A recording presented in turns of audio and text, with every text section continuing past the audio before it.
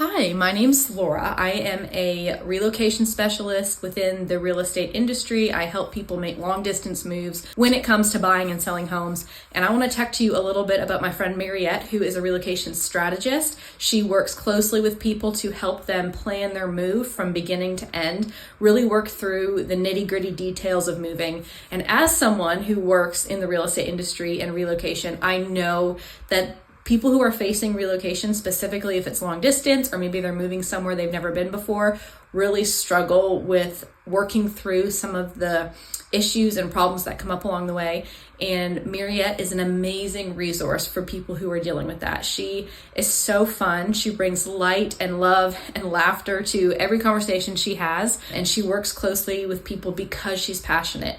I personally have moved long distance, both internationally and interstate in my life, and I work closely with clients who are relocating from long distance, and I know that Mariette takes very good care of the people she helps. And she genuinely really just has a passion for moving. That's how we got connected. We started chatting because we both work in this industry and in this world. And I could tell that she loves helping people move just as much as I do, and that she really cares about helping people have successful relocations. So as someone who knows all of the problems that come with moving, I would definitely recommend Mariette as a relocation strategist and using her services to really help you understand what is coming up for you in your plan and helping you tackle some of the problems that are inevitably going to arise as you do a long distance move.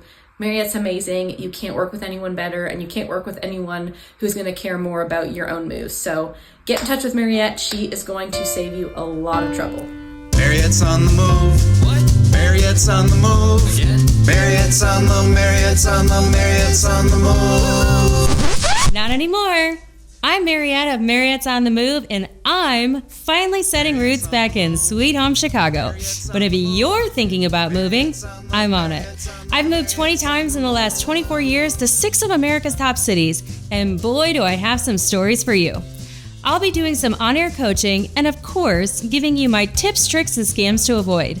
This is the Moving Tips and Tricks podcast. Now let's get moving. Hey everyone, welcome to the Moving Tips and Tricks podcast. I am your host, Mariette Frey, and I am excited to dig in today on 2 very, very important topics. The first topic is picking a mover. The second topic is knowing your rights and responsibilities. I have decided that I'm going to put these 2 together because oh man, you guys, there's so much that can happen. And I think a lot of times people spend more time picking their vacation spots than they do actually picking the company that's going to put all of your stuff on a truck and drive it into the sunset with absolutely no recourse. Well, actually, there's a little recourse, but not a ton if they steal your stuff. So I want to make sure that doesn't happen to you. But getting into both of those things, first and foremost, I want to say that when we are in a local move situation, it is just as important, if not almost more important,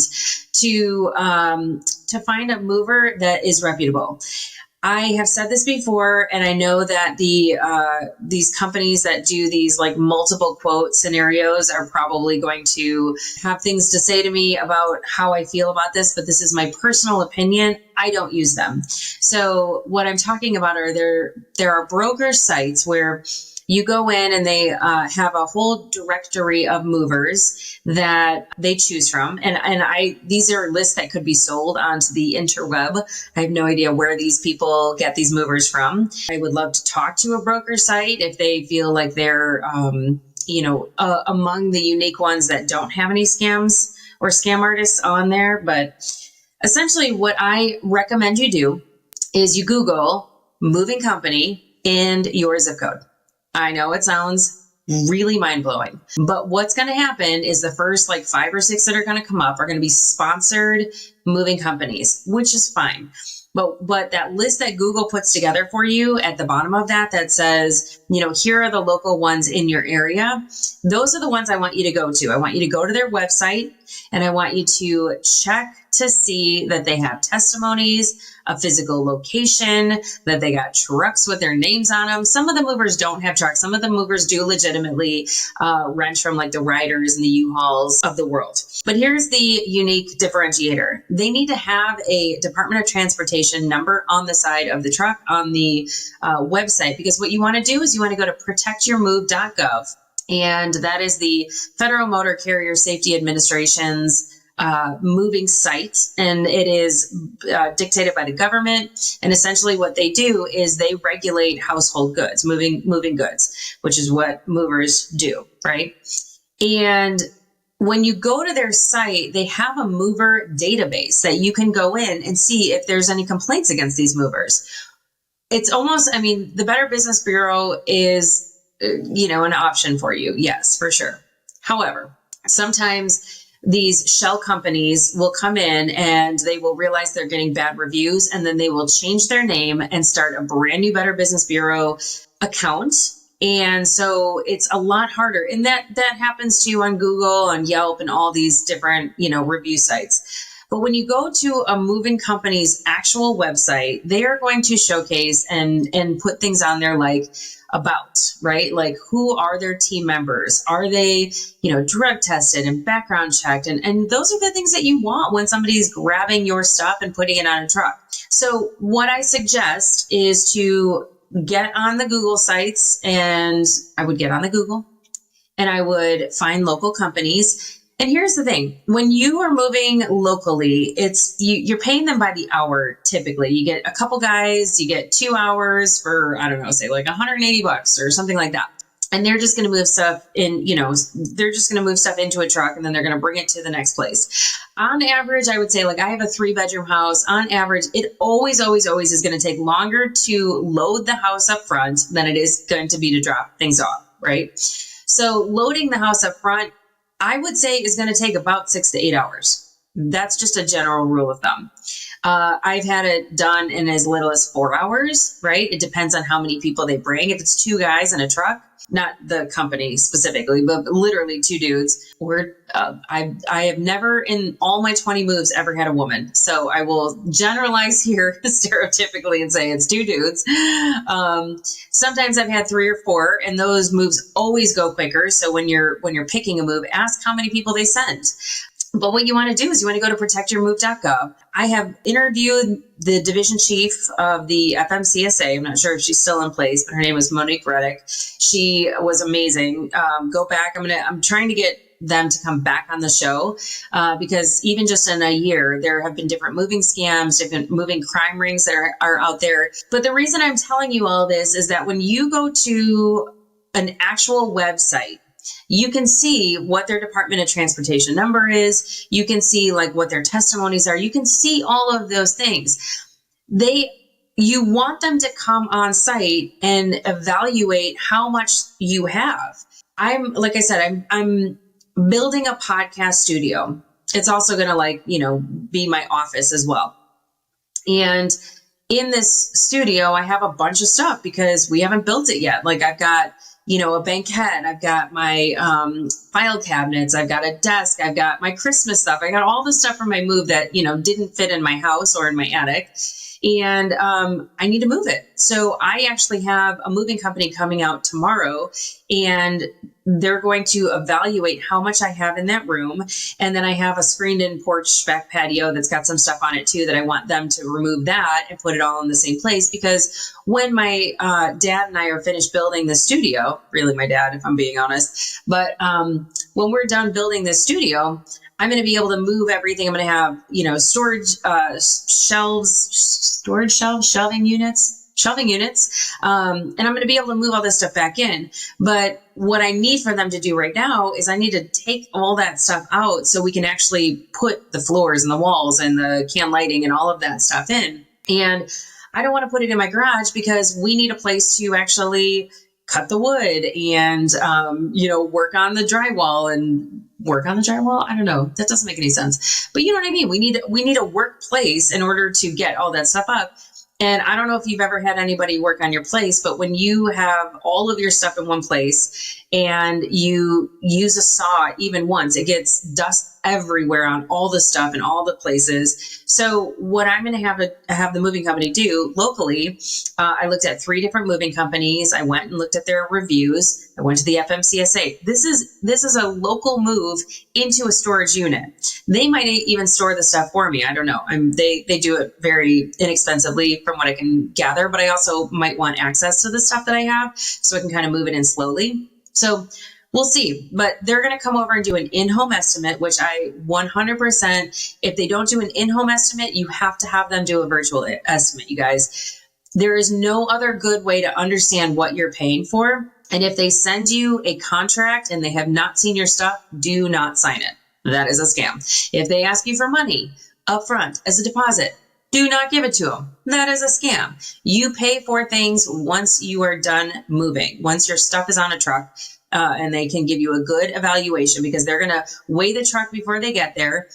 This is for cross-country moves because they do it typically by the pound. They're going to weigh the truck, and then they're going to put all your stuff on the truck, and then they're going to weigh the truck again to see what accurately you have in poundage of your stuff. So I think that that's really important to talk through because you want to get a good idea of what, these moving companies can do and what they can, how they're going to do it, right? If they've got 2 guys coming or if they've got 4 guys coming, if they anticipate it's going to take 6 hours or 3, like you want to get a good understanding, and that sales rep or whoever the person is coming to do the estimate is going to be able to give you that kind of information. Now, you have rights and responsibilities when it comes to your move, and so do they. And that's what I want to talk about today. So I want to give you some definitions. I want to give you a summary of kind of what the top 10 most important things are when it comes to your move. And I was just looking right before this just to refresh my memory. If you're watching on YouTube, I'm showing you a copy of your rights and responsibilities handbook. Now, when you are going to move and you get an estimate and the people come to your house, they are supposed to give you a copy of this rights and responsibilities book. Read it. You do not have to sign right then and there. You can DocuSign later if you decide that you want to work with them. If they walk into your house and your spidey senses instantly go up that this is not the right person or the right team for you to move you, don't sign anything. Don't be polite because that's going to lock you into something. But the absolute first thing that it says in this rights and responsibilities book through the FMCSA, this is not Mariette's rights and responsibilities. This is literally something that comes from the government, the Federal Motor Carrier Safety Administration, the FMCSA. They're the ones. You can find this at protectyourmove.gov. I think I've said that website a couple times. I don't get anything out of it when you go to this website. I'm purely providing a service to you because it is about 20 pages. And I want to kind of go through and talk you through kind of what the top 10 most important points are from this particular handbook because they did a great job of putting it together. It was recently updated. I think the last time that they did it was in 2013. They recently updated it in 2022. So they added a ton more stuff about like basically being careful because there are cybercrime rings. There is a moving mafia. There is all kinds of things that you need to be privy to prior to putting your stuff on a truck. So let's talk about the 10 key things you need to know before you move. And I have them all written out because I, tend to go off on tangents and I want to make sure I don't do that for you today. So for the first thing that they have on their list is what we just talked about, getting a written estimate. You never, never, never want a verbal quote. It has zero legal standing. They must provide a non-binding or a binding written estimate. And that's based on the physical survey of your goods. And a binding estimate locks you into a price unless you add items. That is really important to understand, right? If you did not open a door that had a room full of books in it that is like 1,000 more pounds, like they can come back and say, hey, you didn't tell us about this secret room full of books. So what a binding estimate does is it locks you into a price. So that's why it's important to have somebody come and do a survey of your home because walking around, they know that a washer dryer, is about 2,000 pounds. I don't know how much it really, whatever the weight, parameters are for things like that. They know what that is. So They also have a non-binding estimate, which basically charges you on your weight. I prefer a binding estimate because if they screw up and they didn't give me a good estimate or correct estimate, then that's on them, and you pay up to a certain amount basically.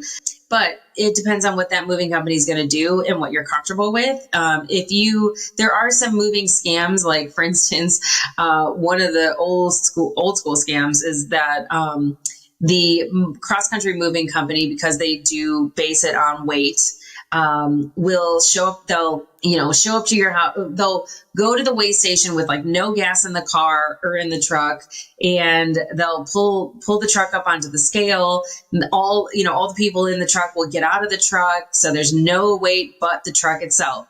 And then they'll show up to your house and they will load up the truck.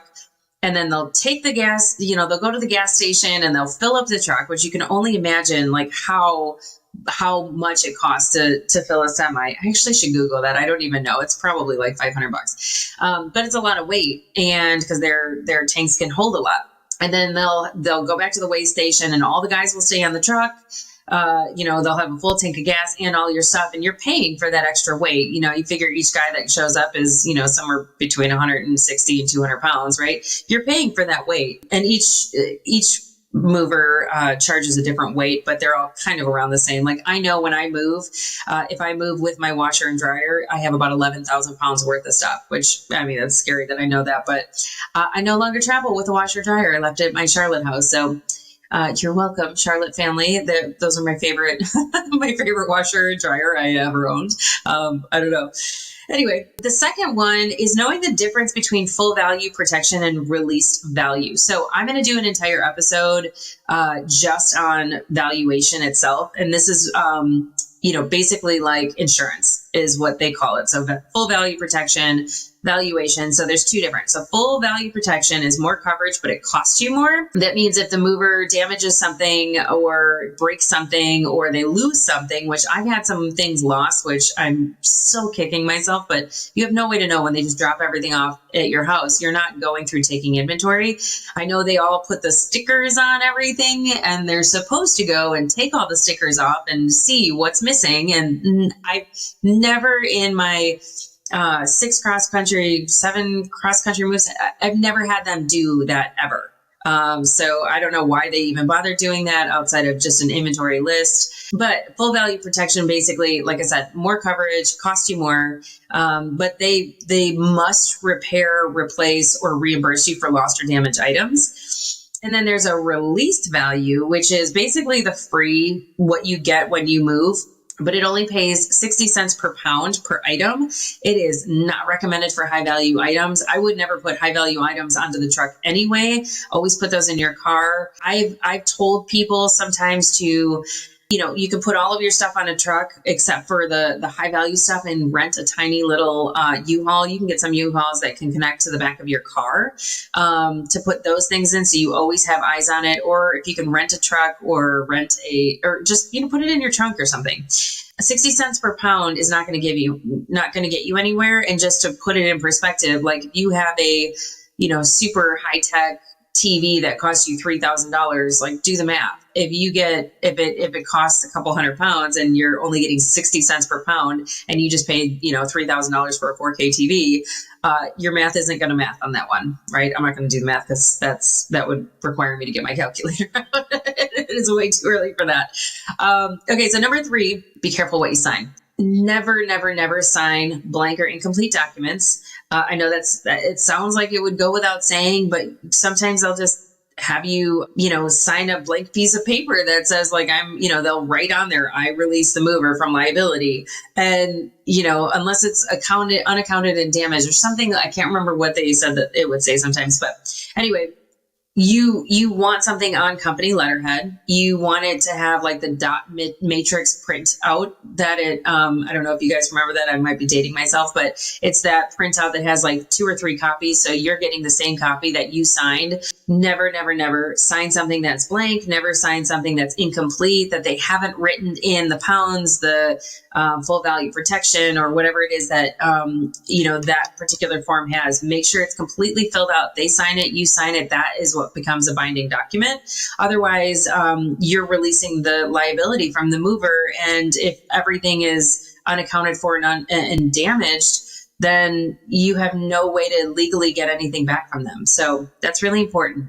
Number 4 is that the movers must require documents, right? So there are certain things that they are required to provide you when you sign with them. A written estimate. The booklet that I told you about, the rights and responsibilities booklet, is typically like a ready to move brochure and on what you can expect. They are required to give you arbitration program info, access to tariffs, and a bill of lading. A bill of lading is basically like a receipt for your shipment, is, kind of what all the things that they concur with you that you have on there. And that's what, they're going to basically put. So you have to have those 5 things: a written estimate, the booklet, ready to move brochure, arbitration program information. I have never gotten the access to tariffs thing, so I'm going to only say that the bill of lading is the 5th one. Access to tariffs, who knows, especially with tariffs right now in the US at this time. It's just kind of crazy time for tariffs. Anyway, the 5th thing is you have rights around weighing. So like I gave you the example of going to the weight station, the movers must weigh your shipment on a certified scale and provide you with those weight tickets. If they do not provide you with those weight tickets, you have the right to observe or request to go with them to get the truck weighed. You can even do that before. I have gone so far. I signed with a company that it was one of the big major movers. And I will tell you that I'm never going to use them again. I'm probably never going to move across country again. I'll be quite honest. But they basically, the guy that showed up, I just did not get a good feeling for. I just felt like he was being shady right out the gates. And so I asked him to see his gas tank, and sure enough, he was on empty. I said, well, why don't you go fill up your tank, and then I'll meet you at the weight station, because I knew that there was one right close to my house. And I watched him weigh the truck, and he thought it was crazy. But quite frankly, I knew how much poundage I had, and he was, already telling me that I had way more than I thought I did. And I came within 300 pounds of what I told him I had. And I went to the weigh station with him afterwards, and he handed me the receipt, and I was like, see, this is where we're at. And that's a whole nother story for a whole nother time. I'm going to do a whole show on like shady movers and phenomenal movers, because I think it's only fair that I've had more good movers than I've had bad movers. Let's just put it that way. So I want to be honest with that, but I've always done my research. So that's 6th thing. Dispute resolution is available. So all movers must offer arbitration for damage or loss claims.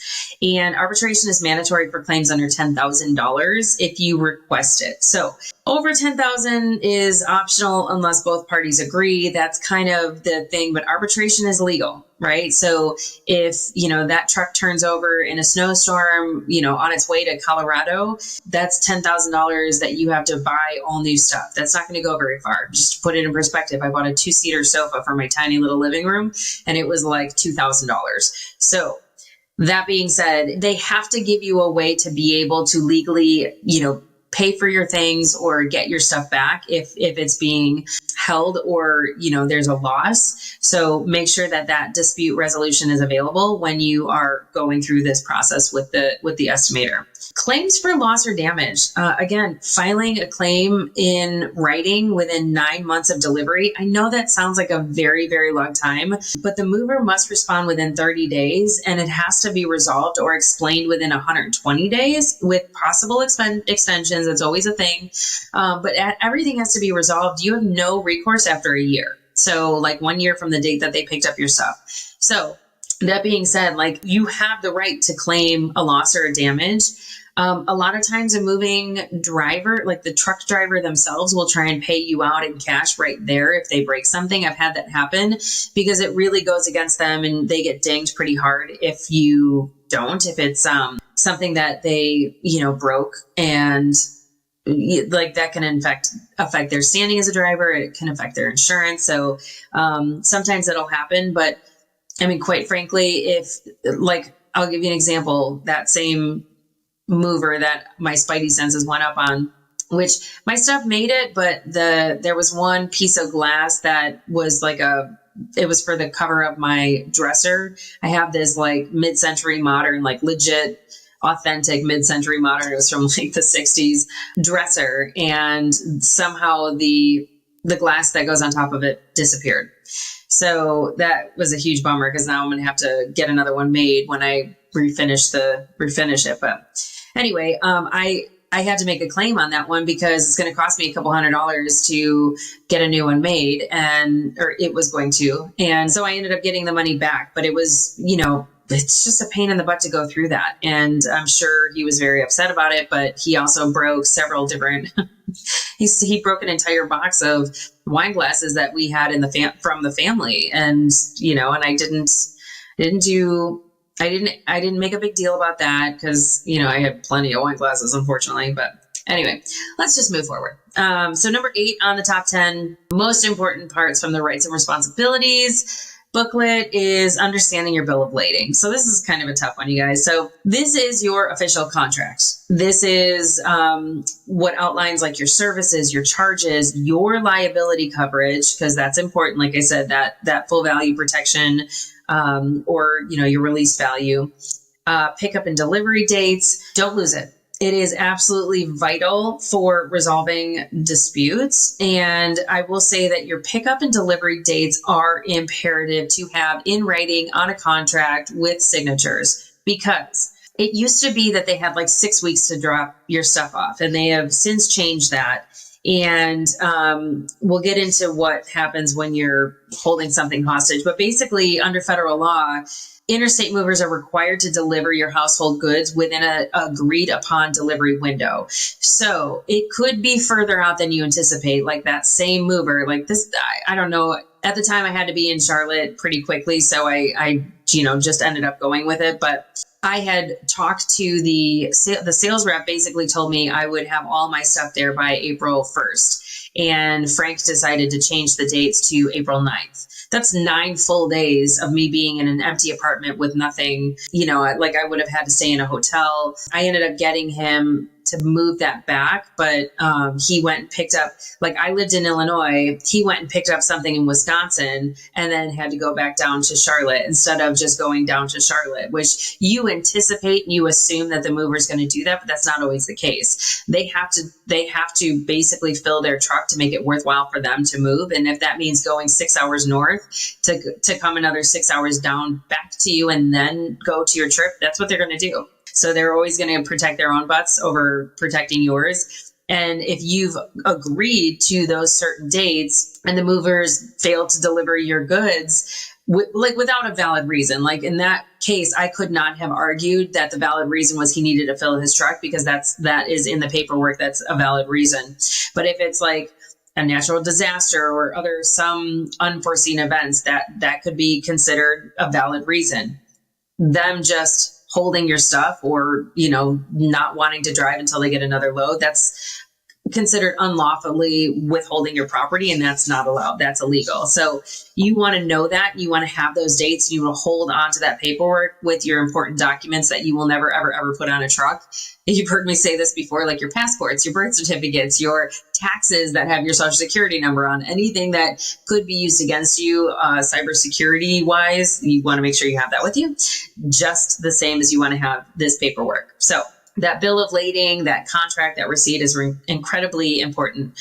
2 more. Number 9, movers cannot hold shipments hostage. I have had this happen to me. If you listen to the episode with David Sidoni, I explained what happened, how I had to get the FBI involved.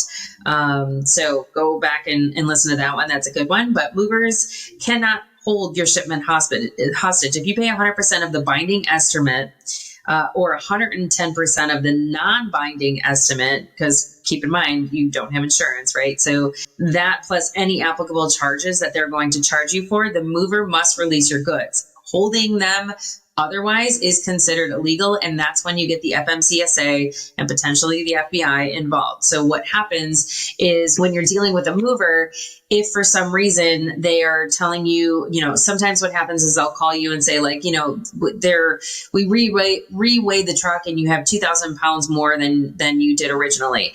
And that's not true because you obviously didn't add anything to the truck. That's when you can go to them and, to the FMCSA and file a claim. What you want to do first is you want to go to your local police department. You don't have to go physically in, but you can do a virtual online police report and tell them what's happening. I will say that when your mover shows up, you have to make sure that department transportation number is the same that's on the truck, that's on their website or on the paperwork. And you want to take a picture of their license plate. You want to take a picture of the truck itself. I always take a picture with the movers. I always say like, hey guys, before you all get all gross and sweaty, let's all like bring it in and let's take a picture to start the day off right. And I thumbs up and we do a picture, and literally like this is how they will track some of your stuff, or this is how they'll track your stuff. But basically, like, you file a police report and then you go to the FMCSA's website, the protectyourmove.gov, and you file a claim there. They have no authority to like go and arrest somebody, but they work with the governing bodies that do, like the FBI, and they can get a federal agent assigned to the case, and then they will track down your movers for you. So, but know that number 10 is a big one, right? Know if you're dealing with a mover or a broker. Most people don't know that. When we kicked off the show, I think I kicked off the show by saying I don't ever use brokerage sites. I always go directly to the website. That is exactly why. Brokers arrange movers, but they don't do the hauling themselves. And I only hire FMCSA registered movers or brokers. You can hire a broker. They basically like go through and they find the stuff, they find the people for you, but you lose a whole element of control when you do that. So I personally won't do it. That's my where I draw the line and my boundaries, because it can be scary if you don't have somebody that has a direct, like if you don't have a direct line to your hauler or your mover, like you lose a lot of control. So what I will say is that you just heard the top 10 things in here. I would 100% take the pamphlet when somebody comes to your house to do an evaluation or survey. I would read through it. And I would 100% make sure that you have some sort of checklist like this that I just gave you.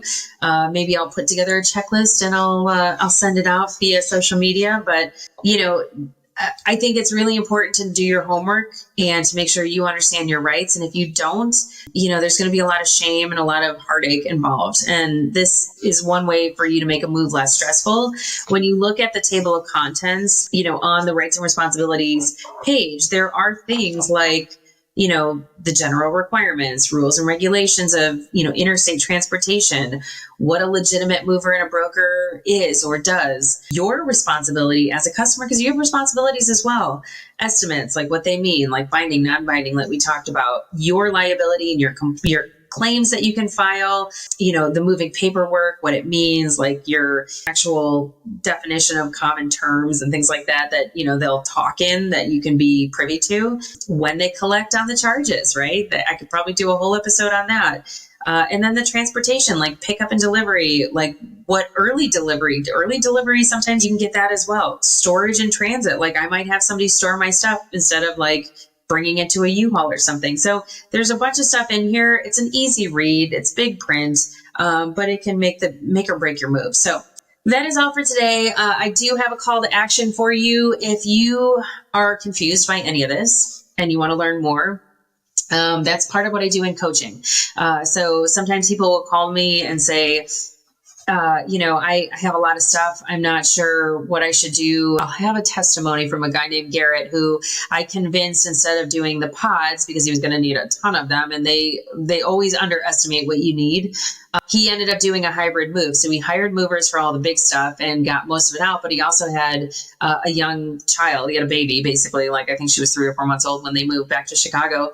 And he got a rental moving truck and filled it with all the baby stuff and like a lot of the kitchen stuff that they were going to need in case the movers were delayed, if I seem to remember, I think they were delayed a little, but basically he did a hybrid move, and he was really happy he did, because he was able to, move into the new house with just enough stuff that they, could use themselves. But then they also had all the movers come for all the big stuff. So there are definitely things that we can do. On my website, I have a free on-air coaching button, and we can talk through things like this. We can talk through, like, if you're DIYing your move, what kind of insurance you need. We can talk through a lot of this stuff, and we can also talk through deciding whether you should move or not.